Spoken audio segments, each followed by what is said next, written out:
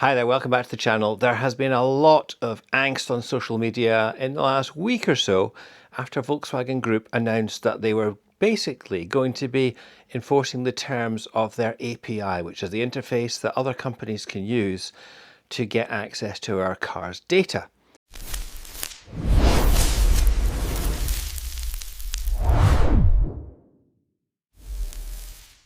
And the long and the short of that was that they were basically going to restrict access to those who had kind of signed up terms and conditions and had paid for it.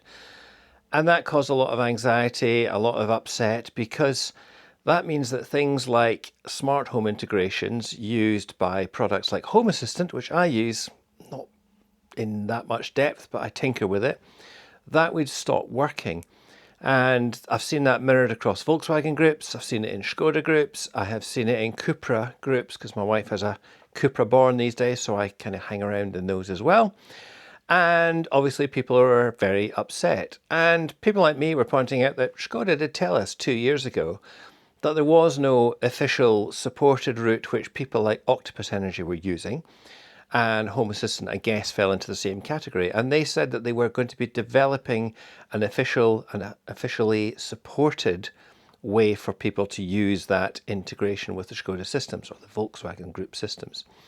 And that is effectively what they've been announcing in the last week or so. But that means that if you weren't signed up and you weren't doing it officially, then your access was going to stop. And that's what got a lot of people really worked up. Well, there are a couple of announcements today on social media, and when I say social media, I mean Facebook. And I know not everyone does Facebook, so I'm bringing this video to you so you don't have to, if you're not into Facebook.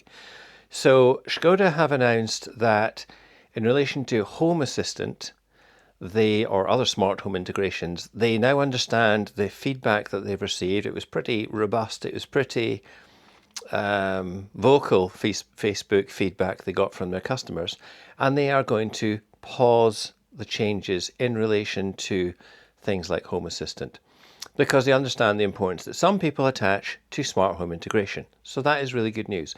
They're not going to cancel it, they're developing an alternative means that things like Home Assistant will be able to use. So I think that's really good. It shows them listening to customer feedback.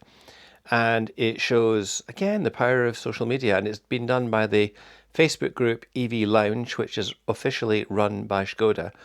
And I know from Volkswagen and Cupra groups, they don't seem to have anything like that. So they don't have that direct means of communication with the company that makes our cars. So they're the same cars underneath. They're using the same API, I have no doubt. But we seem to have that direct route. So that's really, really good. And it's very welcome that they have listened and they're going to take some action. The other thing, which I've also seen, not in that Facebook group, but in another one, is that Octopus have said that they have now, via their software company Kraken, which is basically a software platform which is used by other providers, I think Eon, maybe EDF, I could be wrong, but mainly used by Octopus, that is now officially signed up via the properly launched commercial API.